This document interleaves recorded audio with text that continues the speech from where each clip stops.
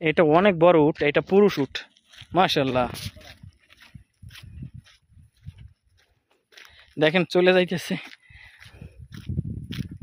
উটের সাথে দৌড়েও পারা যাবে না, হাইটটাও পারা যাবে না।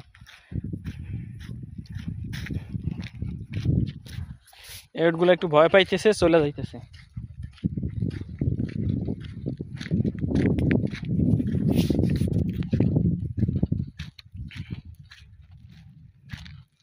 মাশাআল্লাহ, অধিকাংশই কিন্তু আসলে আমার মনে হয় গর্ভবতী, মানে প্রেগনেন্ট।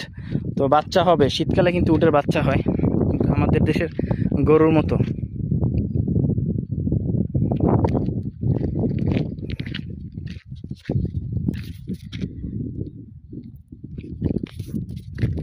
দেখছেন কত কাছে উটের। এই যে উট ধরতেছি, মাশাআল্লাহ, একদম নিরিবিলি